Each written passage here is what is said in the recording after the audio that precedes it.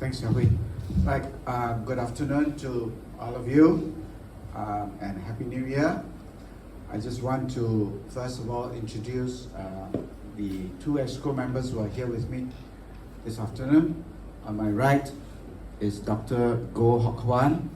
He's the Honorary Secretary. And Dr. Goh is on your left, on my right, on your left. And on my left, which is your right, is Mr. Ryan Seek. He is the chairman of the Finance Subcommittee, and he is an EXCO member also. So with the two EXCO members with me, if you have any questions, you can also direct them to Dr. Goh or Mr. Seek. Now, I have called for this town hall meeting, and I know many of you are very concerned about knowing what's happening at EXCO and what's happening to SABH, because of the COVID and many issues that you have on your heart. So I want you to be frank with me, tell me what is on your heart, ask me your questions, give me comments, feedback about things that your friends or you are worried about. And this session is recorded, so you can actually also go to YouTube after this and to listen if you want to what we have said this afternoon.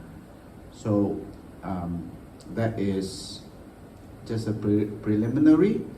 I want to say first of all that I will be talking very generally about two issues. One is the constitution of the SABH, and the other one is the changes that we are going to introduce to SABH. So first of all, the constitution.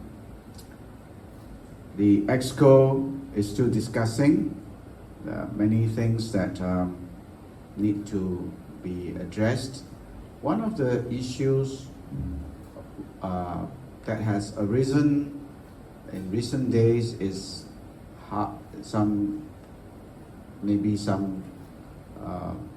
gaps in the constitution, some parts that need to be clarified. So one of the things that we are going to introduce into the constitution is to make the SABH membership clearly into two classes: the ordinary membership and what we may for the moment call supporting membership. And in many societies in Singapore, you have ordinary members who are the ones who are mainly responsible for the function and the running of the organization, and who are maybe they are interested parties who want to support, but they are not fully members. So at the moment, this is called the Society of the Visually Handicapped, SABH. But ordinary membership is mixed between the blind and visually impaired and the sighted. And one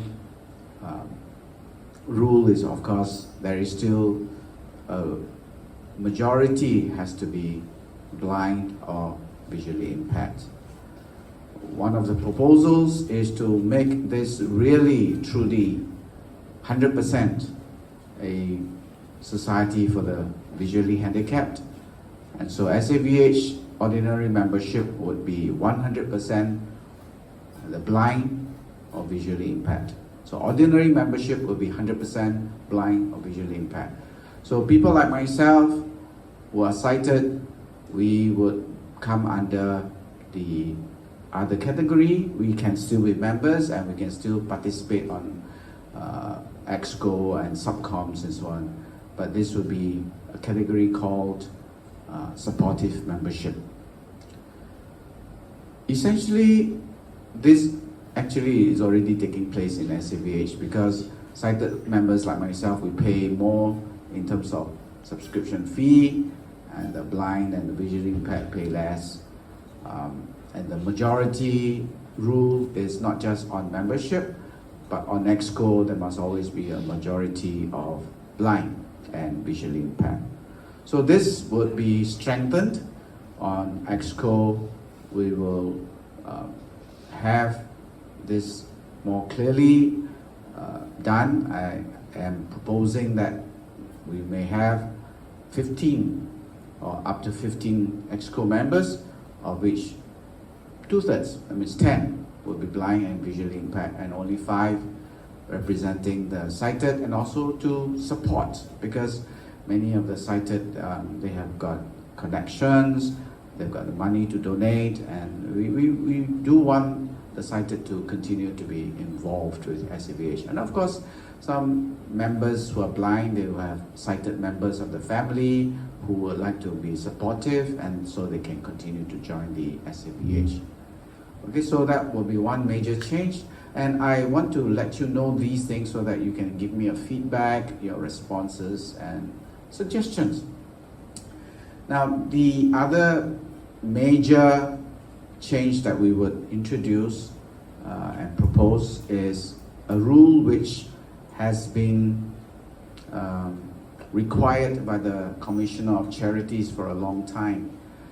They eventually will make this compulsory, but at the moment they call it comply or explain, meaning this is a rule you must have in SAVH and all charities, and if you cannot comply, explain why you cannot comply. So one of the rules of the Charity Commissioner is that ExCo members have certain time limits. Treasurer would have a time limit, we already have it. President will have a time limit, we already have it. But there is one rule we don't have yet, and we propose to introduce, which is that ExCo members of whatever position, as long as you are on ExCo, you can change position. One year you are vice president, another year you're treasurer, another year you are just ordinary ExCo member. You can continue to do this consecutively for 10 years. And after that you must step down and wait for one cycle before you come back again. So this is the Commissioner of Charities rule to encourage associations and charities to renew, to have self-renewal, to renew their membership, to renew the membership of ExCo, so that there will be fresh ideas and fresh leaders all the time. We already have a limit, as I said, for the president. The limit is 6 years. After 6 years, the president has to step down. So we had Mr. Philip Lee, he was president for 6 years, and then he had to step down, compulsory. And so that continues to be the case. Treasurer has a limit of 4 years, and after 4 years of serving as treasurer, I think assistant treasurer too, they must step down, must. This is not just for renewal, but also to what they call governance, to ensure that, because the treasurer handles a lot of money, and if somebody is too long in a treasurer post, maybe he knows a lot of tricks and he or she knows a lot of things that they can, take advantage of. And this is Singapore's style of governance. We make sure that people in charge of money are answerable, accountable, they are not exposed to bribery, and they do not get a chance to embezzle the money of the association and so on. So that's a good rule, and we continue to have that rule for the treasurer and the assistant treasurer. Okay, so ExCo members and subcom members, we will also probably extend this 10-year rule to subcom members. You sit for 10 years and then you step down for somebody else, And in the meantime, also you are training another person to be involved. As your president at the moment, that is my very big concern. I'm not going to be here a long time. I don't want to because of my age. Very soon I'll be into my 70s. I don't think that's good for the association for me to, like prime ministers of some countries, they want to die in the position, yeah? I don't intend to die in my position as president of SAVH. So we will have young people. So one of the changes I intend to introduce is that we encourage young people in the 20s and 30s to come. As a first move, I have already invited a young lady called Stephanie Au. She's produced a video. Afterwards, we will play the video for you. She's 24 years old and she's an EXCO member. We want her to contribute, and her friends of the same age or the young people must be involved because they are the future of SAVH. We will come and go. After we go, we don't want SAVH to disappear. So the young people must be involved. But when I invited Stephanie, she was very honest with me. She says, my friends all think of SAVH as the old people's club. So only old people go to SAVH. So we young people, we don't need to go to SAVH, or we go other places. And that's not very good. Yeah, you and I know that we don't want to be seen as the old people's club. Old men and old women only come to SAVH. So this is one thing we will try to work very hard with, and in the new EXCO going forward, we will give a lot of opportunities for young people to be involved in EXCO and subcom. Okay, so that's one other area of change. For the Constitution, there are two things which this is a bit of a cleanup we need. One more thing that needs to be changed is the membership fee. The Constitution states very clearly that there will be different classes of membership. That is fine, and it also stipulates it states that how much money you can charge for a membership fee. Now, can you imagine that if in 1950, $5 was a lot of money and the membership is $5, and 40 years later, 30 years later, we still say $5, and maybe $5 now can buy one packet of wonton noodles. So the money is different, but because it is in the Constitution, it is almost impossible to change. I think you all have experienced constitutional amendments before. 2/3 of the members must vote. There is a lot of debate and talk and opposition and proposition, and in the end, sometimes they don't get passed. So something so straightforward like membership fee should actually not be so rigid.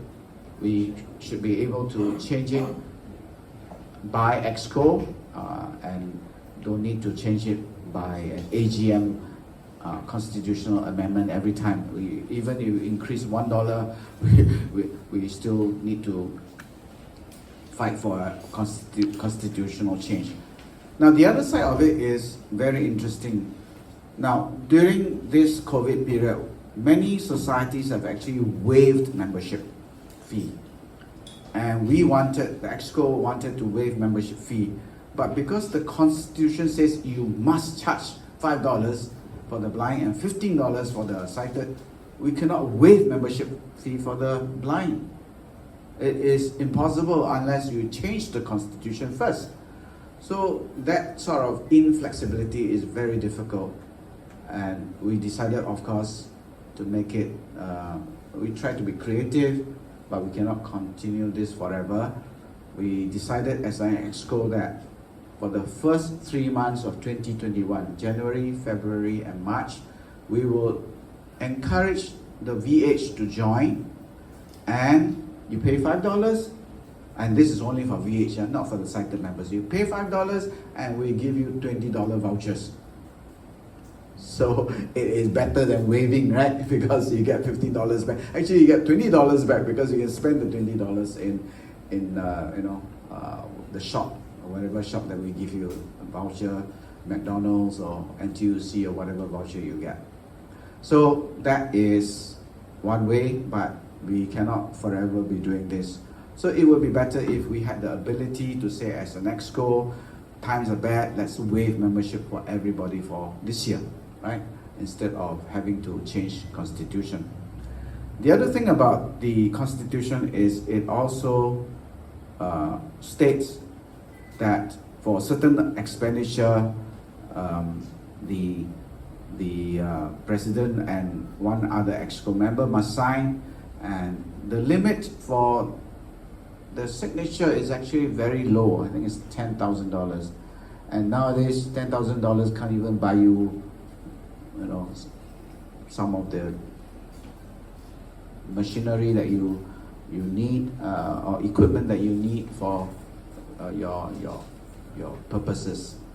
So it is probably a very big sum in the early days, 10, 20 years ago even, but today it is a very small sum. So it makes it very difficult for EXCO to function, because every time you spend money, you have to wait for 2 EXCO members to come and sign, and the staff have to wait, and they don't have the flexibility of moving fast, because EXCO members are part-timers, they need to be free, and you need 2 of them to be free, and so on. So in many societies, actually, there is yes, it's important that there should be check signing limits, and the lower limits, let's say maybe less than 5,000, the EXCO can delegate it to the executive director. I mean, we pay him money so that he can make good decisions for us, and small checks can be signed by him and approved by him. And of course, then big checks like salary payment and all, we continue to have it signed by 2 EXCO members. And all these rules, if you put it in the constitution, it means it's so difficult to change. But you put it as a power of EXCO to decide by majority, simple majority, that would make it more flexible. So some of these are for flexibility. Now, one of the rules that we may need to clarify may be this position of the EXCO president, and what happens when EXCO members resign or quit, or retire or whatever it is, and what happens if we have to bring in somebody. The current constitution says you can co-opt certain people, but they have to be co-opted with a special expertise, and they don't have a power to vote. And these are very restrictive conditions, because if you want somebody to come in and help out, and you say, please come and help and give your time and energy, and you are going to work very hard, but we don't give you the power to decide to vote, right? It's rather contradictory, and it's like, I don't trust you, so I don't allow you to vote, but you're an EXCO member, so you must do hard work. So we need to maybe clarify that, and to say that co-opted members should be able to vote on EXCO, because they are already functioning as EXCO members. But we do have a limit to how many that can be co-opted, and that will continue to be present. At the moment, we say 3 must be blind, or rather up to 3 blind can be co-opted, and up to 3 sighted. But the fact that they must have an expertise, perhaps that can be changed, because sometimes, in the past, maybe it was because we wanted some people with legal training, accounting training, maybe an architect, and so these are professionals we invite with an expertise. But to give EXCO more flexibility, it should be that they can co-opt anyone. Obviously, if you co-opt someone to come into EXCO, you are going to co-opt a person. He or she is going to be very dedicated and devoted, but he or she may not necessarily be a professional. So we must take away that requirement that this person must have an expertise. Well, every person who wants to come and serve will have an expertise, including maybe like the ability to make friends. That's an expertise too, but that's not recognized, yeah, as a professional expertise. We perhaps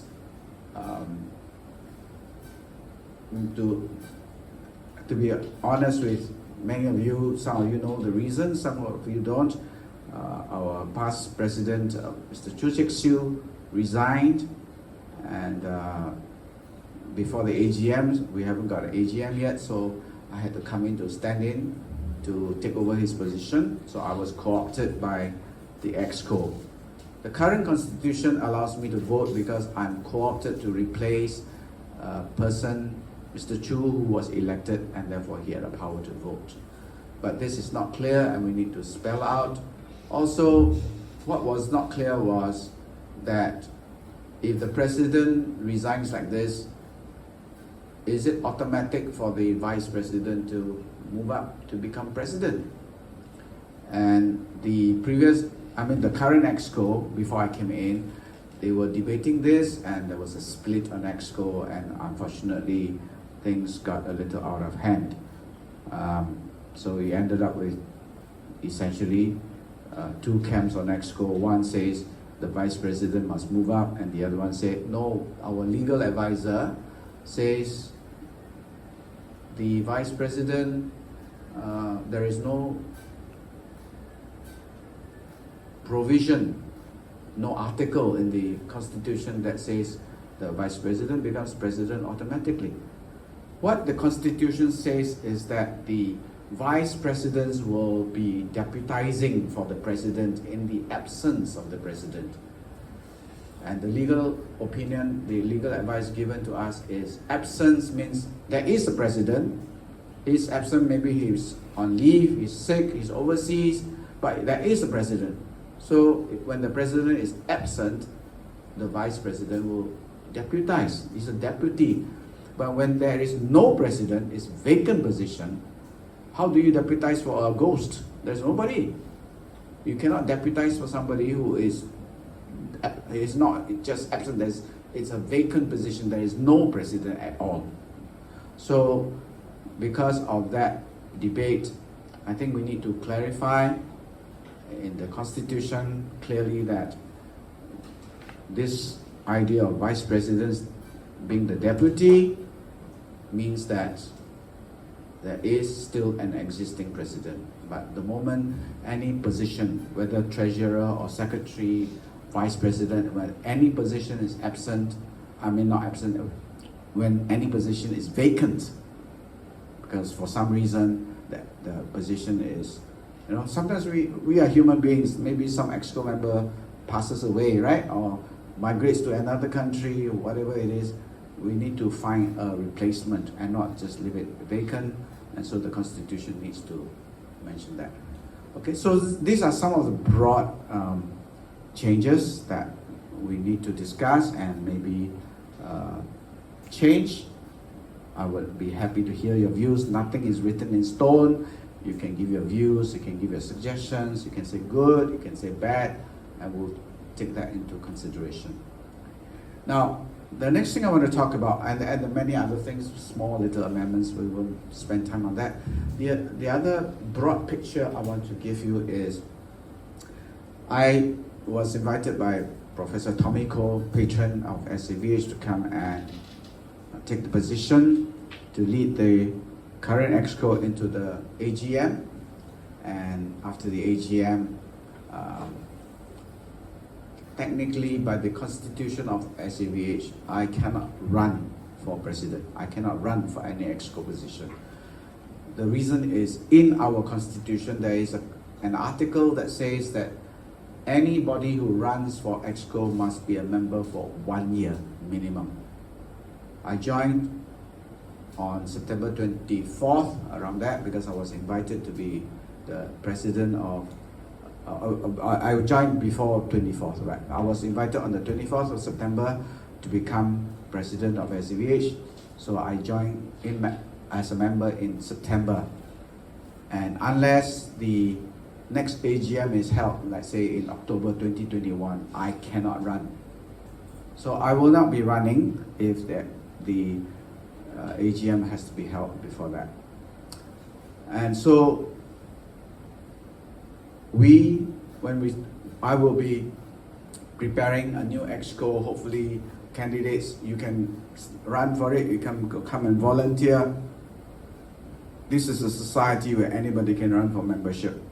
But I would also propose to you a team of people I feel are very good people. And I am very inclusive. If you want to come forward and say, I want to help, we will consider that too. So I'm inclusive. For example, I have tried very hard to bring in more blind people. I've tried to bring in young people. So I want to make sure that while the EXCO consists of professionals like Ryan and Dr. Goh, highly qualified, I want to have ordinary members too. I mean, you are all here with interest and concern, and perhaps some of you have the time. It doesn't mean that everybody must have a PhD or a master's or whatever. There are others who are good people who can contribute in their own ways. Yeah, as I said earlier on, maybe the expertise you have is you're a good befriender. You have a very big heart. You make people feel welcome. That already is a skill I need. Yeah. So you don't need to have a PhD. In fact, maybe the PhDs are the ones who don't have this kind of skill, where they don't have what we call the emotional quotient. You know, they don't know how to speak to people. They are shy. Maybe when they talk to you, they look at your feet. They're not at your eyes. You know. So we really need people of all kinds of talents, and I'm very hopeful that by the time we prepare the AGM, I have a team that I can propose to you. Doesn't mean you must vote for every single one of them, but if you do vote for this team, I would be, in a way, ensuring to you that the plans I'm going to say today will carry on. These people are people who see eye to eye with me on some of the changes we need in SAVH. So I'm going to talk about this in a short while. But before I talk about what kind of changes and what kind of people will carry forward these changes, I want to say very quickly a point about the AGM. Some of you are worried about the AGM. Say, how come, it was supposed to be in August and we still hear nothing about it? The reason is simply because we are in the middle of COVID-19. The government doesn't allow us to meet, and even today's meeting, you are all, far apart from each other, 3 meters away from each other. I'm 3 meters away from you in case my saliva, falls on your face. So we cannot have a meeting because there's no room in SAVH big enough for 400 members or even just 100. This room, when we were planning the town hall, I was expecting more, and I said, what's the maximum? And Xiaohui tells me, according to government rules, maximum inside this room, the biggest room we have is 15 people. So because of social distance rules, we cannot have a meeting.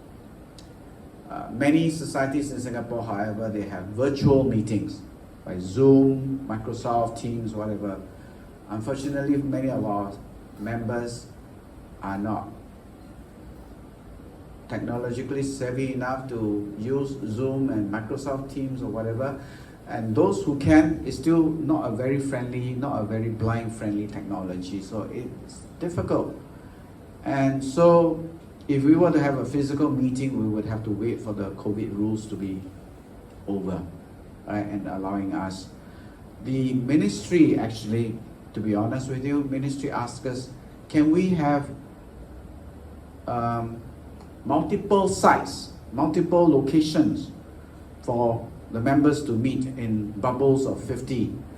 So we said, no, not in SAVH, we will need to use a hotel.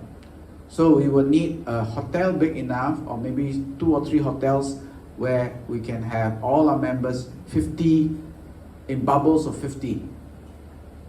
Now you can imagine how much that would cost. 8 rooms, we have 400 members, 50 50 in one bubble, we need 8 bubbles for 400 members. And 8 bubbles, you go to, if maybe Marina Bay Sands can accommodate us, and they would love to have us, but how much will it cost? At least $80,000 to $100,000. People will say, you siao, you spend $100,000 for AGM. So, to be honest, therefore, we cannot have an AGM yet until COVID is over. And so, in the meantime, my exco and myself, we will serve you until the AGM is possible. So, there is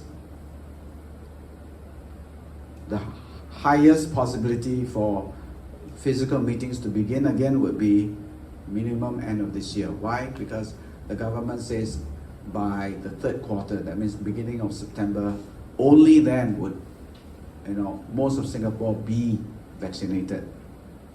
And if most of Singapore is vaccinated, we still have people coming in and out, so we still may have some limits to how we can meet that. But imagine supposing that after everybody is vaccinated, the government says now you can meet, then it's easily September, October before we can have an AGM. So we don't know when, we therefore cannot predict, but I am determined that I'm not going to wait for things to settle. There are things that need to be changed in SAVH, and I already have a team that we have we have the same mind, we have the same vision, and we want to carry out this vision for you. So what is that vision? Firstly, we will have more job creation possibilities. I have co-opted onto our SAVH Exco this lady called Miss Doi Teo. She is an expert in transformation of corporations. That means she's a retiree, but before she retired, she was the managing director of Southeast Asia for Triumph International. So it's a big multinational, and she's very experienced in making business work. And so she is going to be in charge of a few what we will call social enterprises, meaning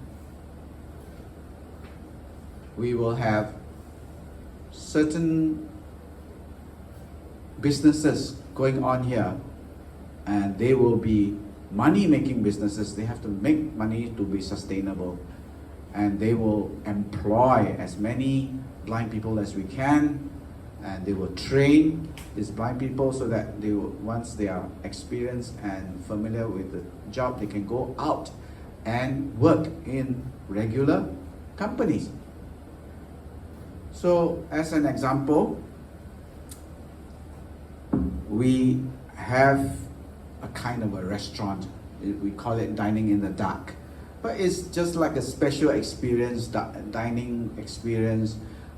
Every now and then people come up and we put them into a dark room, and they learn how to eat in the with the eyes closed, blindfolded.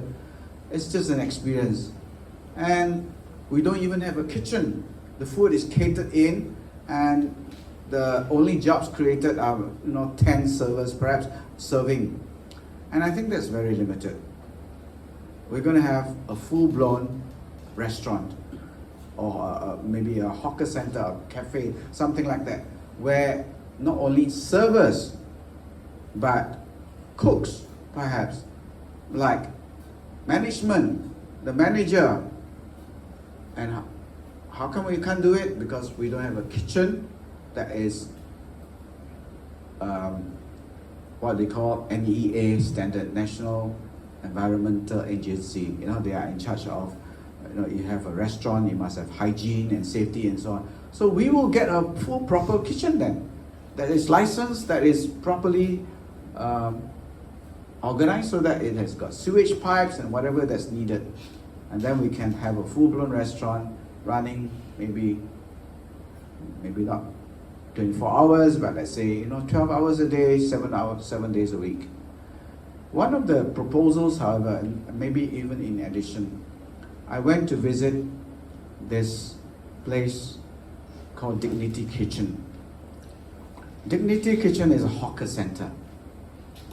And I have talked to Mr. Cole, who is the founder of Dignity Kitchen, and he's willing to work with me and SAVH. Now, let me describe to you what Dignity Kitchen does. They have 8 hawker stalls. There's one noodle, there's one nasi lemak, the halal food. There's one, but everything inside there is halal anyway.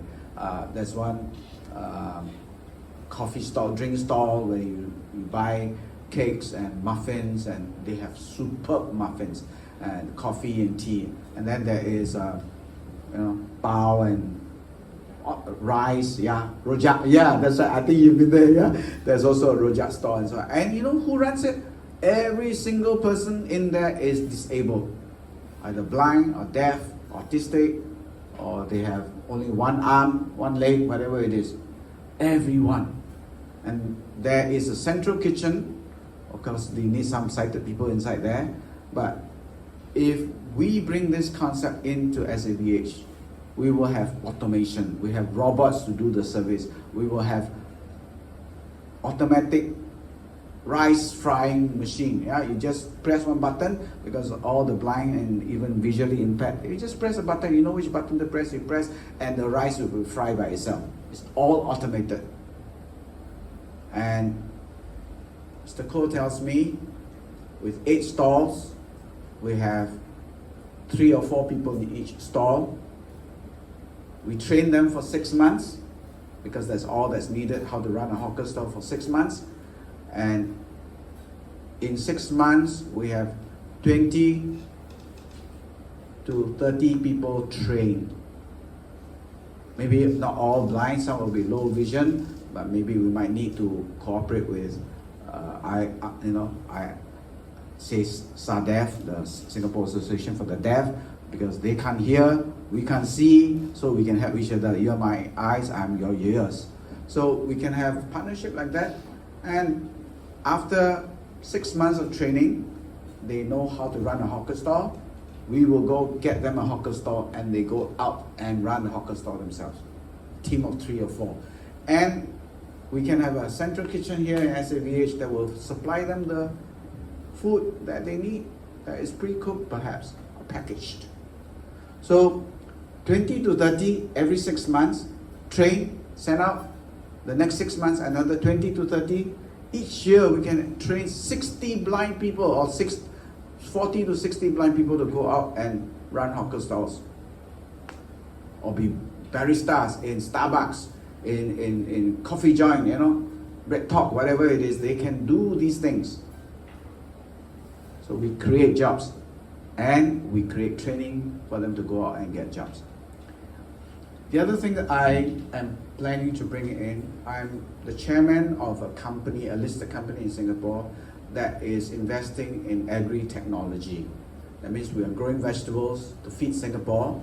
The government has a plan, 30 by 30. By the year 2030, we have 30% of our food grown in Singapore. And that includes eggs and chicken and vegetables and so on. Now my company, we grow vegetables, vertical farming. So one of the proposals would be to bring in a farm. We have a big piece of land behind, and we turn it into a vertical farm. We grow vegetables. We can sell the vegetables and earn money for SAVH, just like the restaurant can do the same. We can train people how to run an urban farm. Technology is a lot of technology. And then once you're trained how to use the technology, you can go and work for the farms in Kranji and Lim Chu Kang. And then we have new people to replace you. So it will be job creation again, and opportunities for training people to go and work in Kranji and Lim Chu Kang, real farms. And so you're not stuck forever inside SAVH. Some people may think it's good, some people may think it's bad. But the whole idea is job creation and job training, and many more ideas like this. Let me just give you one more idea. Now, everything in SAVH can be changed, and this includes what we have been doing for a long time. Old ideas that doesn't seem to have grown.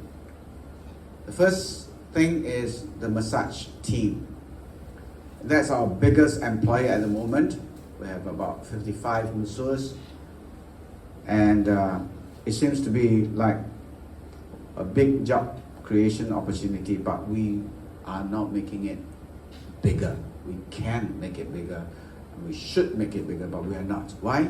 Because if I were, maybe you don't see, so you may not realize it, but if I want to attract people to come to do massage in SAVH, and they come to the SAVH MMT room, the massage mobile team room, and it's just one bed or maybe a chair, and they sit, and there's no atmosphere, you know. And sometimes one day when I visited, there were bags and bags of rice and Milo and sugar and whatever else. It's a storeroom. You expect people to go to a storeroom to do a massage and have a nice experience, they won't come back. They are not coming back. So what do? I have a friend, Doi and I, we have a friend. She is an owner of a chain of spas. And we are inviting her to come and change SAVH into a spa with fragrance, incense, perfume, flowers. The atmosphere is good. You will come back again and again. We can make this even bigger. Not just, I see the poor masseurs waiting for people to come and nobody comes, right? Because who wants to come to a room, there's a storeroom? Okay? And the touch arts, just one more example, touch arts. We get people to come and they're supposed to make things, and the things they make, nobody wants to buy. But there is a big industry of corporate souvenirs.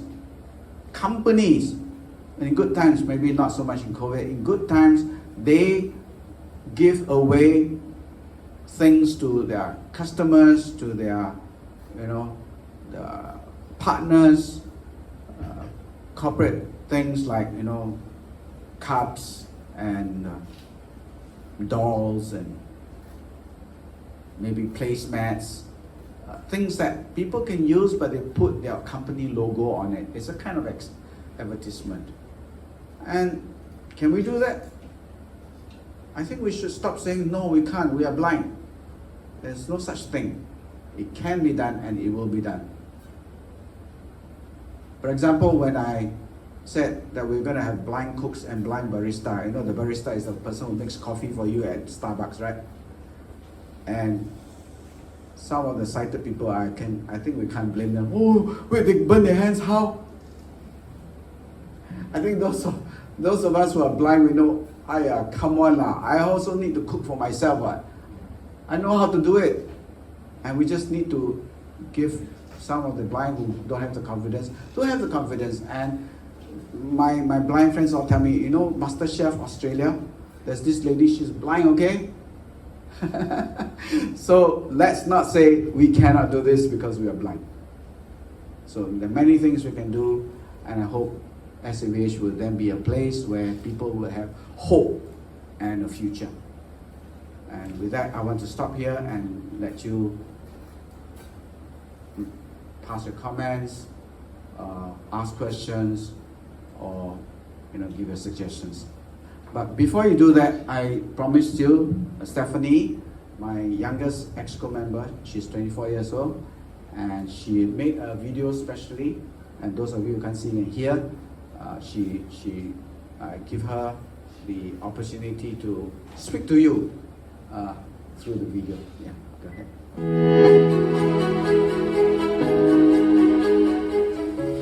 What is blindness?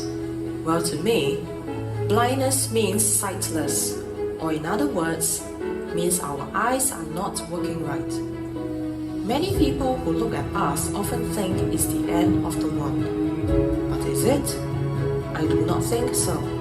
Simply because we are still here. We are alive and breathing. Our other senses do come in handy. We can listen with our ears, smell with our noses, taste with our tongues, and speak with our mouths. We can walk with our feet, work with our hands, think with our brains, comprehend with our minds, and feel with our hearts. Well, no matter the disability, I do believe there is a purpose for each and every one of us. Like every other disability, the lack of sight does have its disadvantages. Yet, don't we all have our own disadvantages? After all, we are only humans. There is no way we can be perfect. Still, we can come together as one people, one organization, and one voice to make a difference in our community as well as the predominantly sighted world. By working towards having equal opportunities in education, employment, and recreational activities of any kind. This is a dream I have dreamed since the day I learned to embrace my blindness. I, a young lady who was born totally blind and been told all my life that there is no way I can succeed or amount to anything. However, I know I and everybody else who put our minds and hearts to the task will surely prevail no matter the odds. To all my brothers and sisters from the blind and visually impaired community, and to all the sighted who have believed in us, let us now join hands to make the association a beacon of hope for our younger generation and many more generations to come.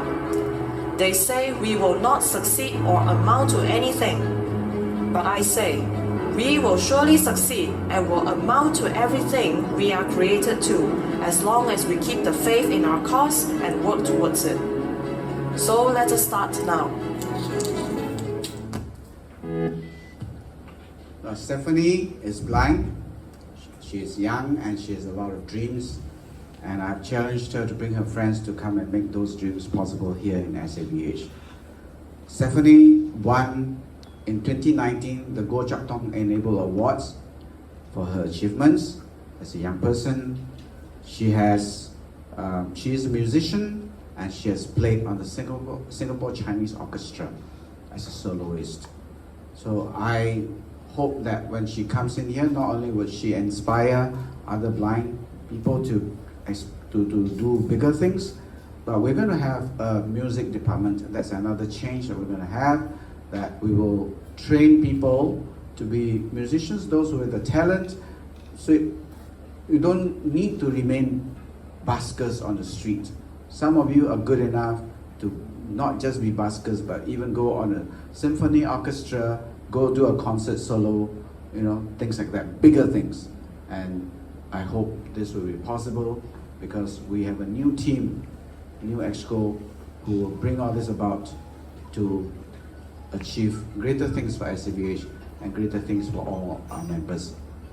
The only catch is, of course, you will have to be voting these people in, because if you want all these things to be done, you have to vote these people in so that they will deliver the plans and not have these dreams die because you vote some other people to come in. So this is where I also appeal to you. Spread the word to all your friends. If you like the vision I have outlined to you, please remember us when the AGM comes and vote for our EXCO to come back in to deliver all this for you.